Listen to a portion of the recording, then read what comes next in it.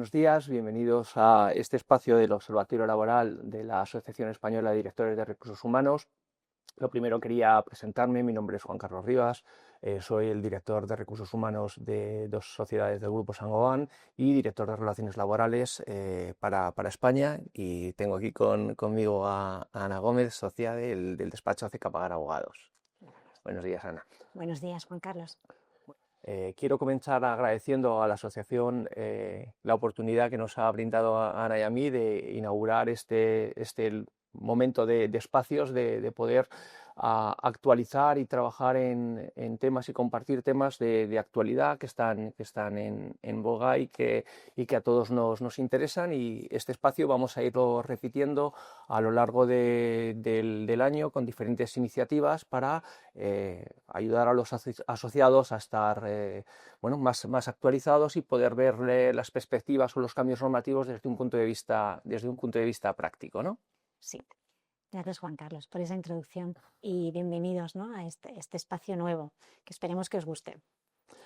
Bueno, y hoy un poco el tema que íbamos a tratar es el cambio normativo que ha habido en relación a la incapacidad permanente total o absoluta, y a la posibilidad de no extinción de manera directa, sino a través o con la necesidad de analizar primero la posibilidad de incorporación en el puesto de trabajo.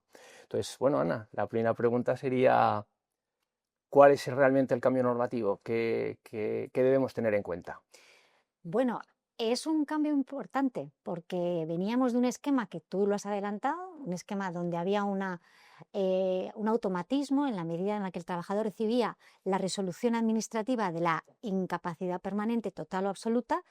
El empresario en ese momento tenía la facultad de extinguir el contrato sin dar ninguna indemnización ni ningún preaviso. Y eso estaba validado por el ordenamiento y por los tribunales. Este cambio viene a recoger una doctrina del Tribunal de Justicia de la Unión Europea que ha dicho que es discriminatorio por unos derechos fundamentales que están detrás, que es la igualdad y la no discriminación por discapacidad. De manera que se ha cambiado el Estatuto de los Trabajadores, y en concreto el artículo 41.9.1n, para recoger expresamente que cuando el trabajador reciba esta resolución confirmando su incapacidad permanente total o absoluta, la empresa ya no puede extinguir de manera automática. De manera que todos los que nos estén escuchando tienen que conocer el cambio, porque se abre un nuevo panorama, una serie de obligaciones que vamos a ir desenredando tú y yo con el coloquio, pero es muy importante. No hacerlo así y seguir el esquema anterior significaría automáticamente un despido nulo, con las graves consecuencias que ello acarrea para una empresa. Entonces, es complejo el sistema que tenemos ahora con la reforma. De alguna manera es demasiado burocrático, pero lo iremos explicando mejor, y supone una carga a la empresa de hacer las cosas mejor para evitar el riesgo de que acabe siendo un despido nulo, que nadie lo quiere, ¿no? Uh-huh. Y entonces, ¿cómo debemos actuar? ¿Cómo es el proceso? Es decir, desde el momento que tenemos una comunicación de una incapacidad, ya sea, porque no sé si afecta solo a la total, a la absoluta. A todos los grados, pero imagínate, la gran incapacidad, que ahora se le llama así, también estaría en este supuesto, ¿no? Una cosa curiosa que también tiene poca lógica, ¿no? Pero es así. Una vez que llega la resolución, sabéis que la resolución del INS que reconoce la incapacidad se notifica tanto a la persona trabajadora como a la empresa, con lo cual ya tenemos dos momentos de notificación de esa resolución. Pero literalmente la norma dice que cuando lo reciba el trabajador, desde el momento en que lo reciba, tiene 10 días para informar a la empresa y comunicar por escrito, lo dice la norma, por escrito, que tiene la intención de mantener su puesto de trabajo. Y si esa comunicación del trabajador en ese sentido, clara, nítida, llega a la empresa, es cuando la empresa dice: no puedo extinguir de manera automática y tengo que cumplir lo que me marca la ley, que es un procedimiento de análisis, de evaluación de qué ajustes tengo que hacer en el puesto habitual que desempeñaba esa persona trabajadora, que sean compatibles con su estado de salud, por supuesto. Y si esos ajustes no los puedo hacer porque es inviable. Tengo que buscar un puesto también que tenga vacante, que sea compatible con el estado de salud, con el perfil profesional, ya lo veremos, es muy complejo. Y si tampoco, entonces es cuando puedo acudir a la extinción sin indemnización, sin preaviso, no motivada, por supuesto, como exige la ley, al trabajador, justificándole que no se pueden hacer todos esos ajustes. Pero hemos dicho que había 10 días. Pero esos 10 días son para el trabajador comunicarle a la empresa que tiene la intención de mantener su puesto de trabajo. Pero claro, la empresa no puede actuar tan rápido, porque esto es muy complejo, como estamos empezando a pensar. La ley entonces articula 3 meses que tiene la empresa como máximo, desde que le ha llegado la notificación del trabajador, para hacer todo este análisis complejo que involucrará, hablaremos de ello, recursos humanos, prevención de riesgos laborales, con el tema de vigilancia médica. Y durante ese periodo máximo de 3 meses, el trabajador no está, el trabajador no se puede incorporar.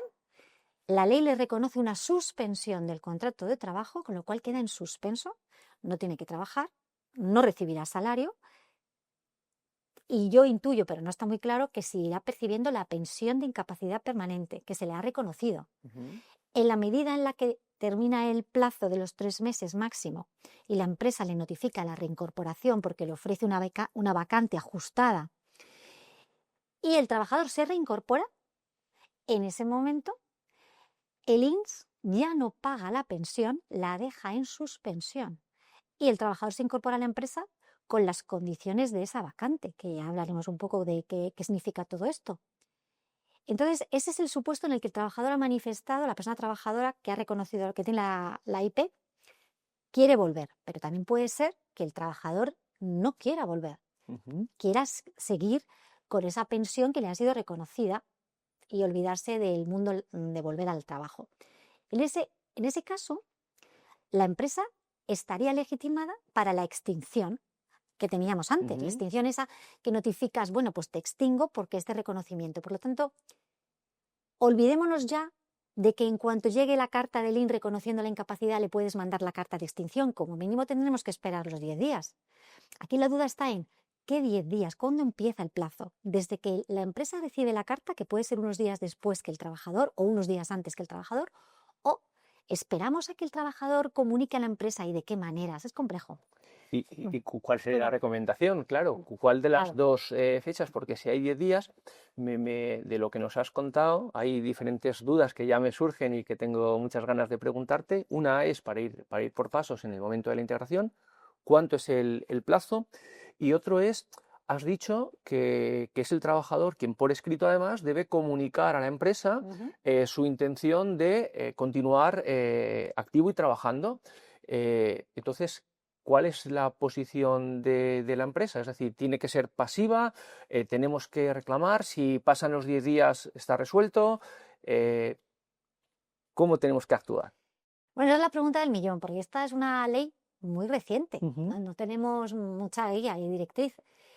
A ver, lo que sí sabemos es que el peor de los casos es que te venga una reclamación de despido nulo y nadie quiere eso. Entonces, el mejor consejo que ahora mismo, hoy, puedo decir es que la empresa sea proactiva. Que no se deje un poco confiar en que si no llega ninguna carta del trabajador va a poder hacer esta extinción automática. ¿Qué consejo daría? Pues ponerse en contacto con el trabajador. ¿Has recibido la carta? Sí, no. Por favor, nosotros también la hemos recibido. Contéstanos de una manera explícita a si quieres volver o no, pero de una manera clara. Entonces ahí empezamos con las notificaciones, el gran problema que hay para notificar a un trabajador que ya se ha desvinculado de la empresa, porque un trabajador que recibe la incapacidad permanente a lo mejor ha estado ya más de 2 años fuera de la empresa. Entonces, bueno, ya supone eso un problema. Como la ley quiere que las empresas sean muy escrupulosas con el procedimiento porque hay derechos fundamentales en juego, lo mejor es hacerlo todo por correo certificado, por burofax, etc.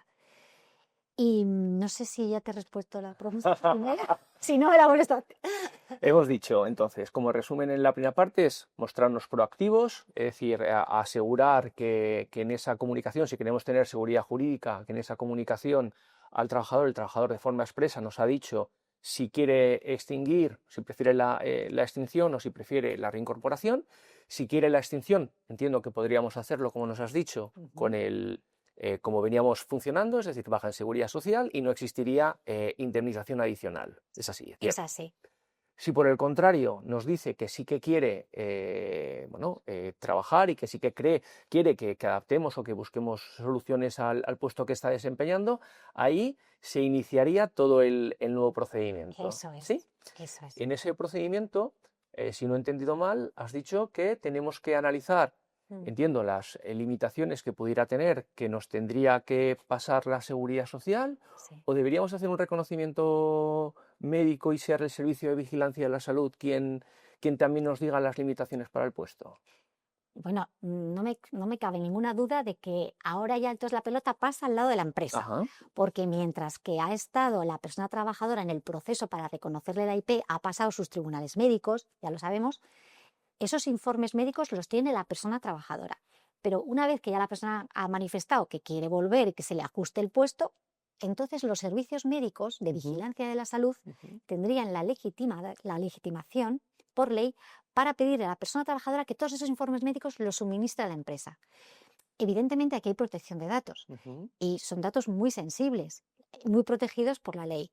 Nunca el empresario va a poder tener acceso a esos informes médicos, pero sí los servicios de vigilancia de la salud. Y el trabajador tiene que colaborar. Muchas veces ahí también nos hemos encontrado reticencias en ese campo, pero ahora la ley es muy clara.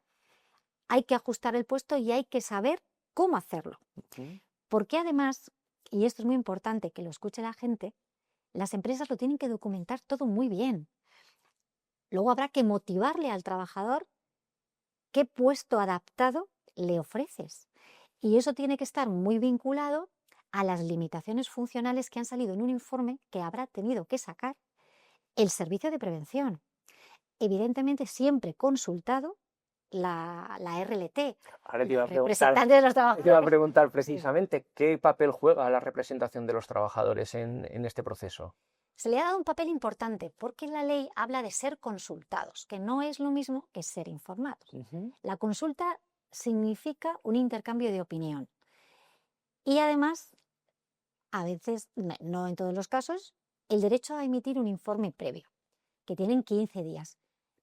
La costumbre es dejar, cuando hay una consulta, 15 días de rigor para que ese órgano de representación de los trabajadores, ya sea el delegado de prevención o el Comité de Seguridad y Salud, Ujú, ¿vale?, pues analice los informes que previamente el servicio de prevención ha elaborado con la información que le ha llegado también del servicio médico, ujú. diciendo qué limitaciones funcionales tiene la persona y cómo se podría adaptar o que no es adaptable el puesto habitual del trabajador. Entonces, los representantes de los trabajadores con esa consulta pueden emitir un informe que evidentemente es obligatorio tenerlo, pero que no es vinculante para la empresa. La empresa es la última que toma la palabra y tomará una decisión en el sentido de encontrar un ajuste al puesto habitual de la persona trabajadora o bien, porque es imposible, reubicarle en otro puesto vacante. Y ahora veremos esa otra derivada. Vale, te iba a preguntar sobre ese punto, ya estamos en esa parte de análisis, y decías antes Sí. ajustes razonables, ¿no? O qué tengo que hacer, en todos los casos tengo que adaptar el puesto sí o sí, pueda o no pueda, ¿hay alguna limitación? ¿Qué es eso del ajuste razonable? Pues mira, lo del ajuste razonable ya viene en la directiva, en una directiva que tenemos, que sabéis que las directivas son muy importantes, forman parte de nuestro ordenamiento jurídico, en la directiva que protege la prohibición de discriminación por discapacidad. Entonces, los ajustes razonables en la ley están pensados como un conjunto de medidas, una lista abierta, no las define la ley ni la directiva, pero sí da pautas.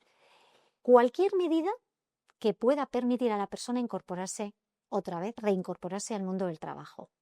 en condiciones dignas, en condiciones compatibles con su estado de salud. Entonces, claro, ahí hay un gran elenco de ideas, ¿no? Que por eso tiene que ser consultados los representantes de los trabajadores, pero sobre todo los técnicos y el empresario. Entonces, la ley, la única limitación que pone es que suponga un coste excesivo. Es un concepto muy indeterminado, un coste excesivo. Para las empresas pequeñitas, por primera vez encontramos en el ordenamiento del Estatuto de los Trabajadores una referencia a empresas pequeñas, porque habla de empresas de menos de 25 trabajadores. A esas sí que se lo ha delimitado muy claramente. Le ha dado 2 parámetros de cálculo objetivo, que si supone el coste de ese ajuste una cantidad superior a lo que pagarías por una indemnización de despido improcedente o a 6 meses de salario, si supera el ajuste ese coste, entonces no estás liberado de hacerlo. Estás liberado de hacerlo y por tanto podrías ir a la extinción automática. Pero todo mediante una carta bien motivada al trabajador. Es decir, no vale darle la carta que hacíamos antes, que era solo un párrafo. Ahora hay, incluso siendo una empresa de menos de 25 trabajadores, porque reúnes estos 2 parámetros, cualquiera de los 2 se puede dar, y justificas que no tienes que hacer el ajuste razonable y puedes extinguir, tendrás que justificárselo muy bien por escrito al trabajador. Pero vamos a una empresa como la tuya, Juan Carlos, que es de más de 25 trabajadores. Entonces, claro, ahí la ley no te pone ningún parámetro objetivo que tú puedas valorar que te supone un coste excesivo.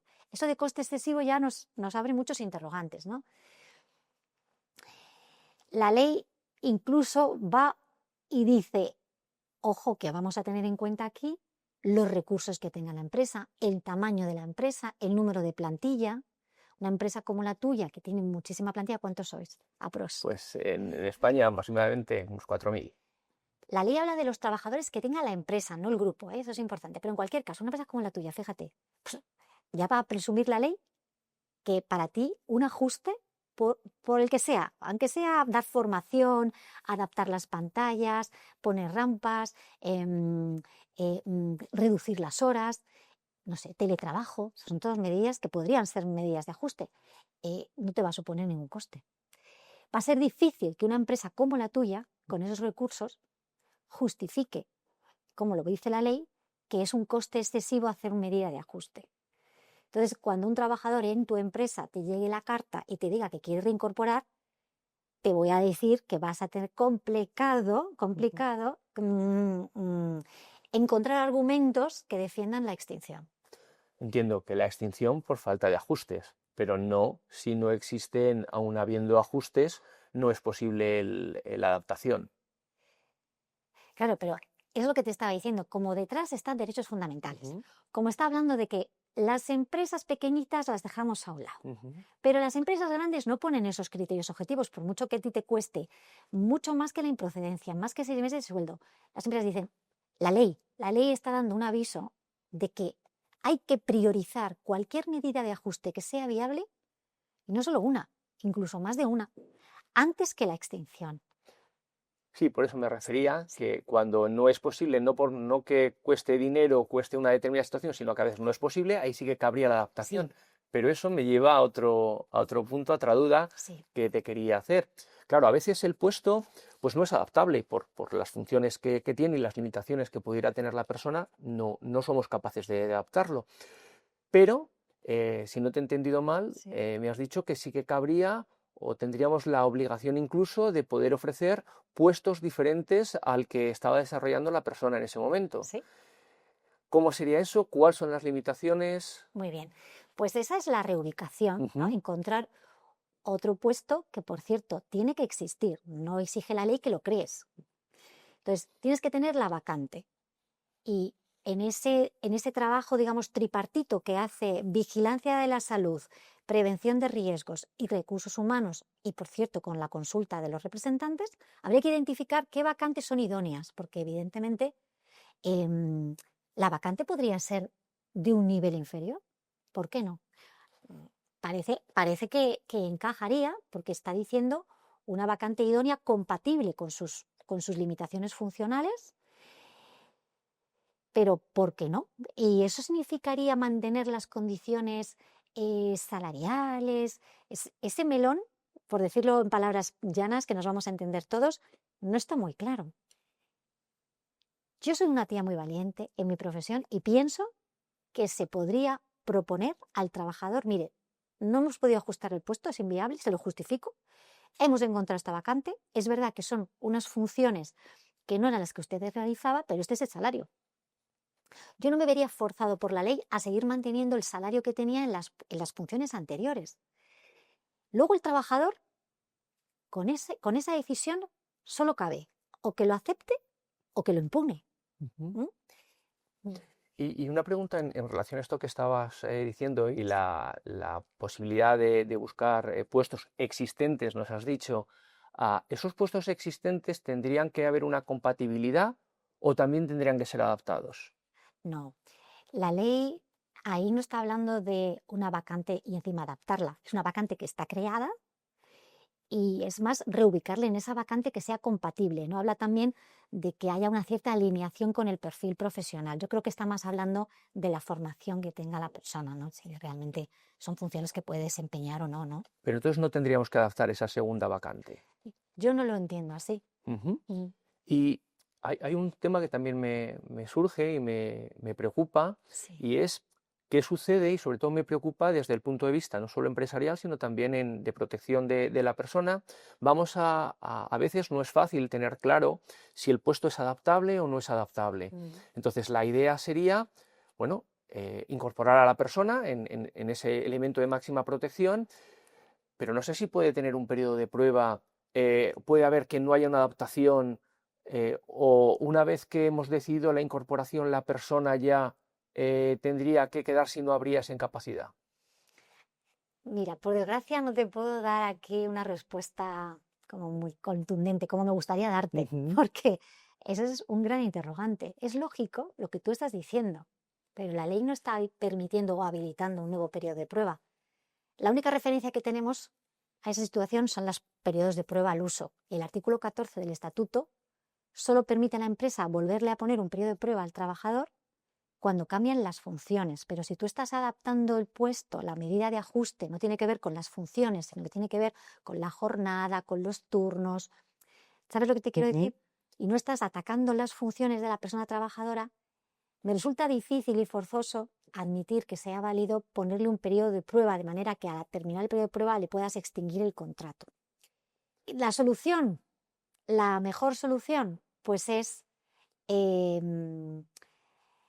quizás llegar al consenso con el trabajador de vamos a intentarlo de mutuo acuerdo y después de esto, si no funciona, vemos, pero siempre de mutuo acuerdo, acudir a la extinción. Pero lo veo complicado, fíjate, lo veo Claro, forzoso. pero fíjate, cuando me hablas de la extinción, no sé si estamos hablando de una extinción de esa relación laboral por incapacidad sobrevenida. Sí, Pero claro, si hablamos de incapacidad sobrevenida, es otro. tiene un coste para la empresa, pero además tiene una desprotección para el trabajador que ya no tendría esa incapacidad, o sí, porque está suspendida. Bueno, es que ahora, como se ha reformado también la Ley General de la Seguridad Social, es muy curioso cómo lo redacta la ley. Dice que queda en suspensión mientras no se extinga el contrato. No parece muy claro qué extinción. Es decir, también si acudiéramos ese supuesto de despido objetivo por ineptitud sobrevenida, se extingue el contrato.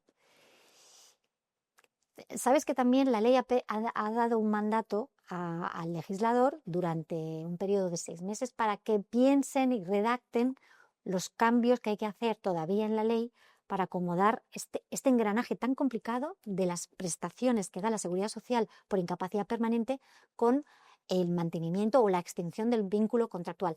Seguro que vamos a seguir viendo mucho y hablando de este tema tú y yo mucho tiempo, pero esa pregunta no podría decirte muy bien. Y el trabajador en este proceso que hemos avanzado, nos ha solicitado ya la incorporación, hemos visto que el puesto lo podemos adaptar o hemos encontrado un puesto compatible en otra función que además puede suponer, según nos has dicho, cambios de jornada, horarios, no sé si incluso centros.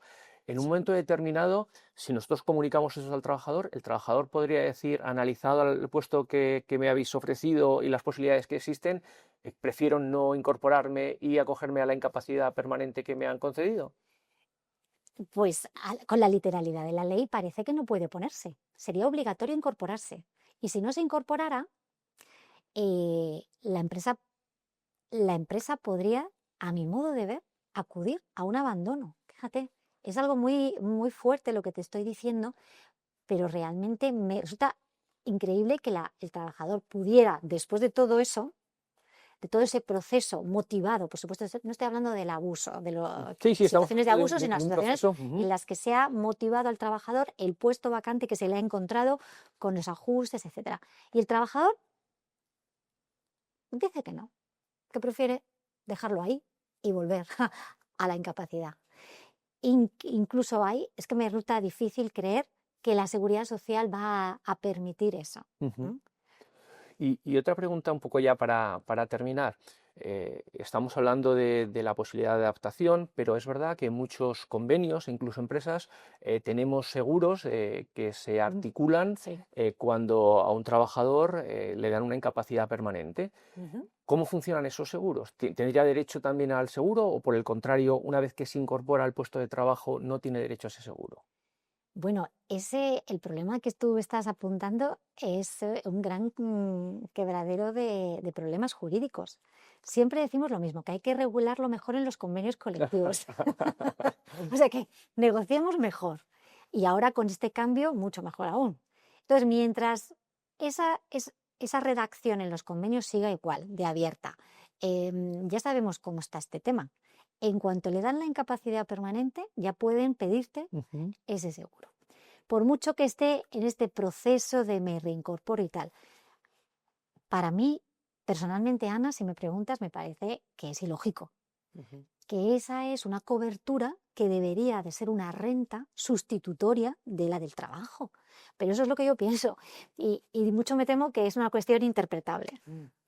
Fenomenal, Ana. Pues muchas gracias. Yo creo que nos has aclarado bastante Muchas las dudas que nos puedan surgir. Esperamos, ¿no?, que también a todos los asociados a mí, pues, claro que sí, pero estoy convencido que al resto de asociados también que este espacio que hemos tenido sí que nos aclare y nos da una visión mucho más cercana de cómo tenemos que actuar, que me he quedado con ello, que es documentado, Ujú.